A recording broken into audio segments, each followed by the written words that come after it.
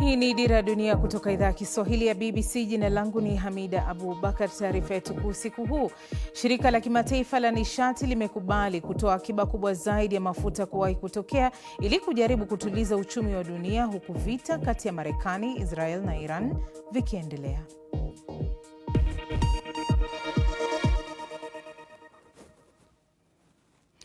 Karibu nchi 32 wanachama wa shirika la kimataifa la nishati IEA zimekubali kutoa akiba zao za mafuta, hiki kikiwa ni kiwango kikubwa zaidi kuwahi kutolewa katika juhudi za kutuliza hali ya uchumi duniani, huku vita kati ya Marekani, Israel na Iran vikiendelea. Katika makubaliano hayo, mapipa milioni 400 yalitolewa, hii ikiwa ni sawa na kiwango ambacho dunia hutumia katika siku 4 na ambacho kwa kawaida kingesafirishwa kupitia mlango wa bahari wa Hormuz katika muda wa siku 20. Kwa jumla, wanachama wa shirika hilo wana akiba ya mafuta ya dharura ya zaidi ya mapipa bilioni 1. Hatua hiyo inaonyesha kiwango cha wasiwasi miongoni mwa nchi zenye uchumi mkubwa duniani, kama anavyoeleza mwandishi wetu wa biashara wa Amerika ya Kaskazini, Michelle Fleury. Kuna takriban nchi 30 hivi zinazohusika hapa. Yote kati yao kama wangejaribu kuzuia hili, pengine wangeweza kuharibu makubaliano hayo. Kwa hivyo hili linazungumzia umoja kati ya watu hawa na wasiwasi wao kuhusu hali hii. Lakini nilizungumza na mchambuzi ambaye aliniambia lazima mtiririko uanzishwe tena. Kwa hivyo huu ni msaada wa muda, lakini kwa sababu mlango wa bahari wa Hormuz ni muhimu kwa kupitisha mafuta, ni muhimu yapitie hapo tu. Kuna mazungumzo kuhusu jeshi la wanamaji kusindikiza meli za mafuta kupitia huko, lakini hata kujaribu kuweka hilo sawa kutachukua muda. Na kwa hivyo labda hii ni kuhusu kuziba pengo hilo na akiba hizi za mafuta hadi kutakapokuwa na njia fulani ya kujua jinsi ya kuanza tena mtiririko, kwa sababu hatimaye hiyo ndiyo itakayopunguza shinikizo, na hapo ndipo utaona bei ya mafuta ikishuka. Mlango wa bahari wa Hormuz ni njia muhimu ya kusafirisha mafuta katika Mashariki ya Kati. Utawala wa Iran ulikuwa umeapa kuzuia mafuta kupita kama hatua ya kulipiza kisasi kwa mashambulizi ya Israel na Marekani. Mapema leo meli 3 za kibiashara ziliharibiwa na makombora. Taarifa ya Alison Freeman inawasilishwa na Agnes Penda. Moshi unafuka kutoka kwenye meli iliyo na bendera Thailand katika mlango wa bahari wa Hormuz.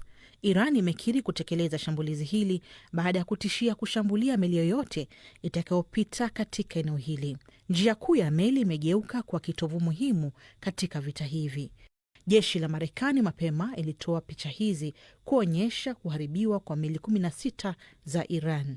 Mashambulizi haya yanatokea saa chache baada ya Rais Trump kutoa onyo katika mtandao wa kijamii, ambapo anasema iwapo mabomu ya ardhini yatakuwa yametegwa na hajaondolewa, athari zake kwa Iran zitakuwa za kiwango kikubwa zaidi ya awali.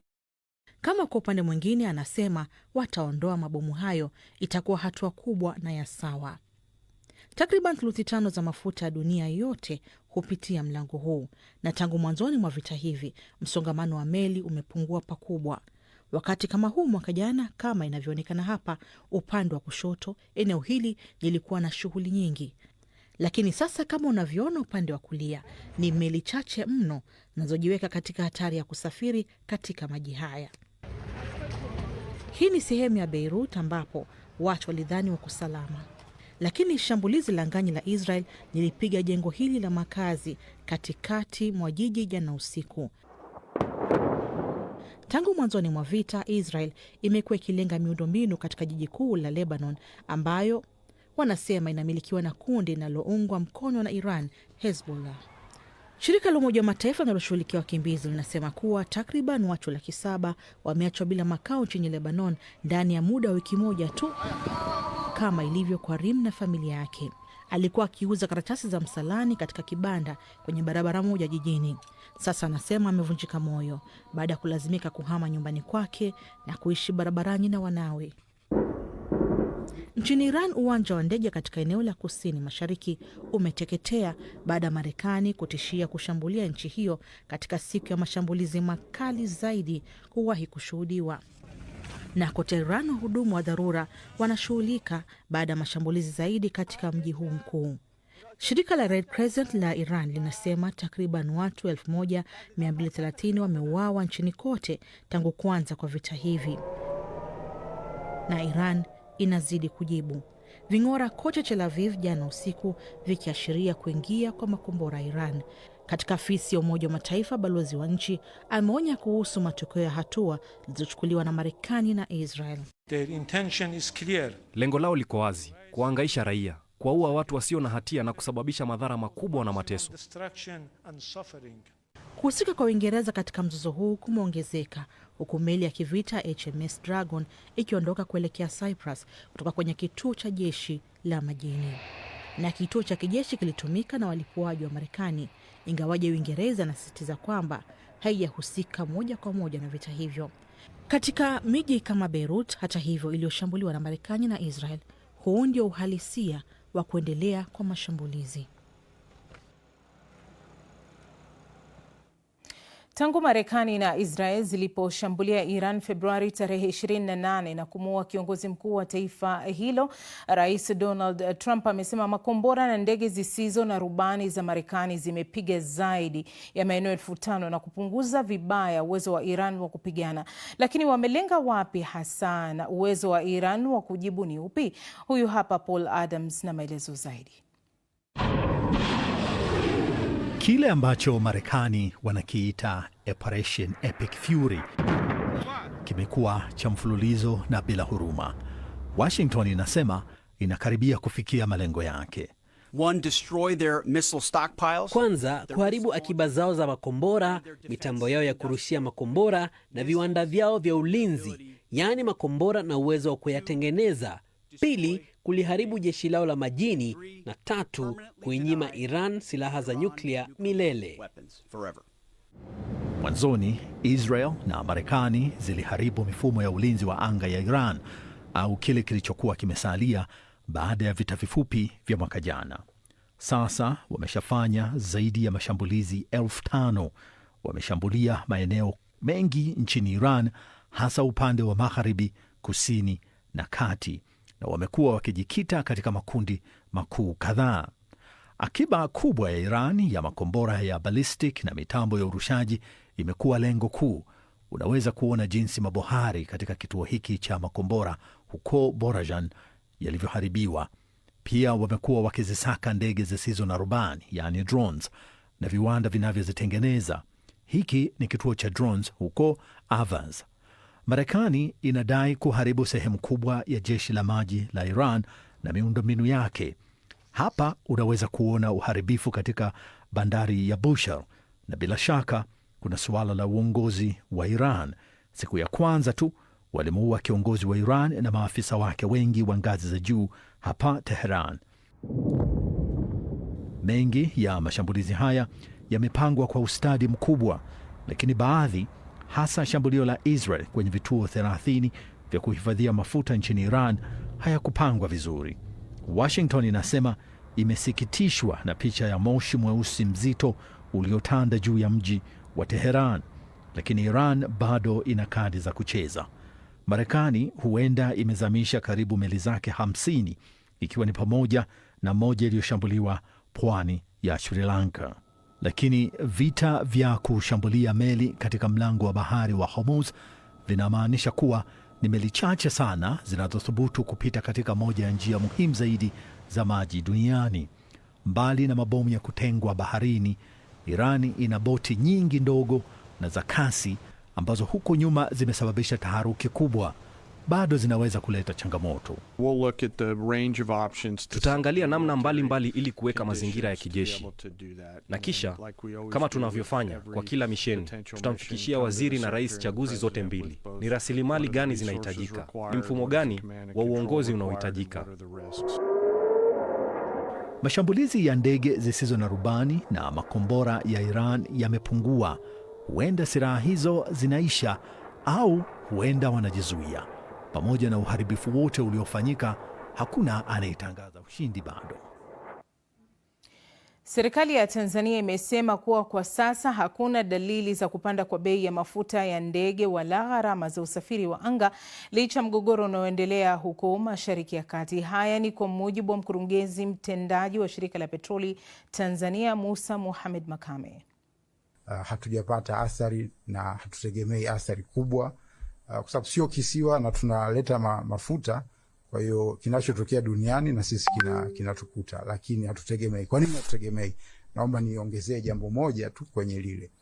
Utaratibu wetu wa uingizaji wa mafuta huwa tunaagiza mafuta ya mwezi fulani, tunaagiza miezi miwili nyuma. Kwa mfano mafuta tunayotumia sasa hivi mwezi wa 3 tuliagiza Januari. Kwa mafuta tutakayotumia mwezi wa 4 tuliagiza tayari Februari. Kauli hiyo ndio inayotukamilishia taarifa yetu kuu usiku huu.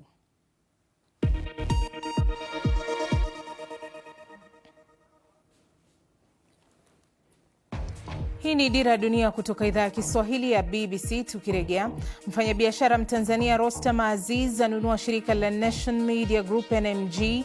Je, hatua hii imepokewaje na inamaanisha nini kwa tasnia ya habari?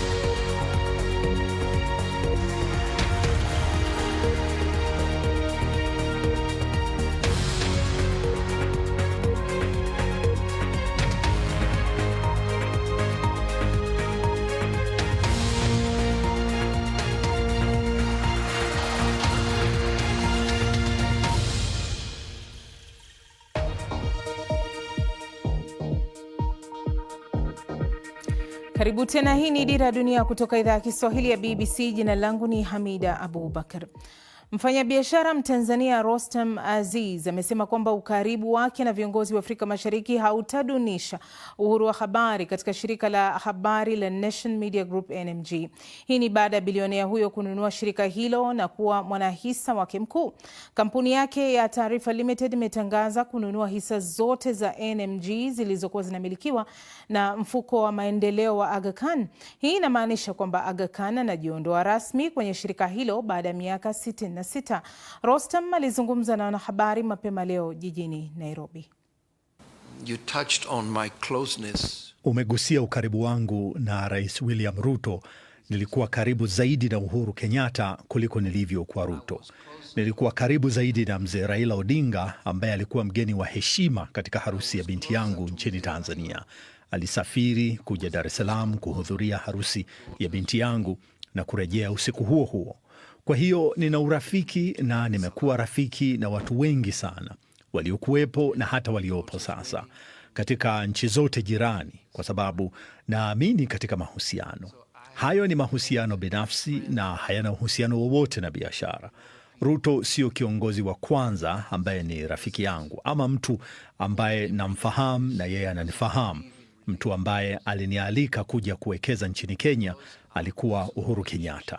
Alinipigia simu akasema njoo uwekeze, na nilipata leseni zangu zote za Taifa Gas kule Mombasa wakati wa uraisi wa Uhuru. Lakini Rostam Aziz ni nani? Peter Mwangangi na maelezo zaidi. Mfanyabiashara bilionea Rostam Azizi kutoka Tanzania amenunua Nation Media Group, NMG, kampuni kubwa zaidi ya habari katika eneo la Afrika Mashariki na Kati. Kabla ya ununuzi wa Azizi, NMG ilikuwa ikimilikiwa na kiongozi wa dini na mfanyabiashara pia mtukufu Aga Khan wa 4 tangu mwaka 1959 alipoanzisha NMG. NMG inamiliki vyombo vya habari vikubwa kama vile magazeti ya Mwananchi na The Citizen nchini Tanzania, gazeti la Daily Nation na NTV. Na sasa uuzwaji wake umetikisa tasnia ya habari katika ukanda huu wa Afrika Mashariki, na wengi sasa wanajiuliza kampuni hii itakuwaje chini ya miliki mpya. Kampuni ya habari kumilikiwa na mfanyabiashara si jambo la ajabu, lakini kuna sababu kadhaa kwa nini wanahabari na umma kwa jumla hushtushwa na kuwa na wasiwasi pale mfanyabiashara mkubwa anapomiliki chombo cha habari kama NMG. Kwanza, uzoefu unaonyesha kwamba mara nyingi chombo cha habari hujikuta katika wakati mgumu, hasa maslahi ya mfanyabiashara huyo yanapogongana na misingi ya kihariri ya chombo cha habari. Pili, kuna mashaka kwamba mabilionea hawa hawanunui vyombo vya habari eti kwa sababu wanaguswa na ustawi wa tasnia hii, au kwamba wanataka kweli kutumikia umma kupitia tasnia adhimu ya habari. Tatu, mara nyingi wafanyabiashara hawa humiliki vyombo vya habari ili kuendeleza maslahi yao ya kibiashara, huku wakitafuta kulinda uhusiano wao wa kibiashara na serikali zinazoongoza nchi walizowekeza. Bwana Azizi anamiliki biashara nyingi hapa Afrika Mashariki na kwingineko, kuanzia sekta za kilimo hadi ujenzi. Tanzania kwa mfano, anamiliki biashara kubwa katika uchimbaji madini, na nchini Kenya anamiliki biashara kubwa ya nishati ya gesi. Lakini juu ya hapo, Azizi pia ni kada wa muda mrefu na amewahi kuwa kiongozi mwandamizi wa chama tawala nchini Tanzania, Chama cha Mapinduzi. Ifahamike pia kuwa mfanyabiashara huyo si mgeni katika tasnia ya habari. Aliwahi kuwa mwanahisa mkubwa wa Mwananchi Communications kabla ya kununuliwa na NMG. Pia ni muasisi wa kampuni ya New Habari ambayo ilitangaza kusitisha uchapishaji wa magazeti yake Disemba mwaka 2020 kutokana na mwenendo mbaya wa biashara. Sasa mfanyabiashara na kada wa chama tawala anapomiliki chombo cha habari kikubwa kama NMG chenye majukwaa ya habari yapatayo 30 katika nchi 4 za Afrika Mashariki na kufikia makumi ya mamilioni ya watu katika ukanda wote huu wa Afrika Mashariki, maslahi ya kihariri yanapogongana na yale ya kibiashara na kisiasa ya mmiliki wake, chombo cha habari huchukua mkondo gani? Azizi mwenyewe ameahidi kulinda na kusimamia uhuru wa kihariri wa NMG, lakini tunafahamu kwamba ahadi na uhalisia wa kila siku si mara zote huoana. Wapo wachache waliochapisha maoni yao mtandaoni wakionyesha wasiwasi, lakini wengi wanasubiri kuona mwenendo wa NMG chini ya mmiliki mpya. Na awali nimezungumza na mhariri mwandamizi Neville Mena akiwa jijini Dar es Salaam, na nimemuuliza kuhusu wasiwasi wa baadhi ya watu kuhusu karibu wa Rostam na viongozi walioko madarakani. Je, hii ina maana gani kwa NMG na tasnia ya habari kwa ujumla? Tumsikilize. Wasiwasi huo ni wa lazima kwa sababu unafahamu kwamba wafanyabiashara wanapokuwa karibu sana na serikali, tunatoa mwanya wa serikali kuingilia uhuru wa kihabari, na hili katika nchi zetu ni jambo la kawaida. Tunafahamu sana Kenya, lakini Tanzania limekuwa ni jambo ambalo hutokea kwamba mara nyingi serikali huingilia vyombo vya habari kwa maana ya kutoa maelekezo au kutoa amri pale isiporidhishwa na baadhi ya taarifa zinazochapishwa katika vyombo hivyo. Sasa kama Rostam Aziz, mfanyabiashara huyu, yuko karibu na serikali, ni dhahiri kwamba inawezekana kwa namna moja ama nyingine ukawa kuna watu wakatumia, serikali ikatumia mwanya huo kuingilia vyombo hivi na uhuru wa kiuhariri katika vyombo hivi. Kwa hiyo wasiwasi huu ni jambo moja, lakini pengine uhalisia unaweza kuwa jambo jingine.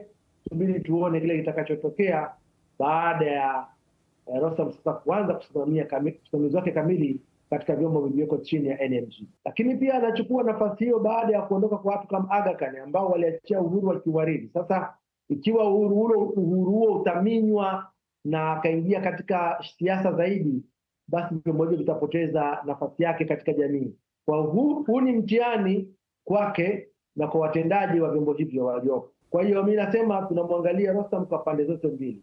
Mafanikio aliyowahi kuyapata kwa kuanzisha Mwananchi na kampuni kawa kubwa, lakini kwa upande mwingine kama kiongozi wa CCM wa zamani ambaye uwepo wake huko unaweza kusababisha pia serikali ikaingilia chombo hicho. Lakini niseme tu kwamba yote yanawezekana, inategemea jinsi gani ambavyo yeye ameamua kuingia katika soko kubwa la habari katika Afrika Mashariki.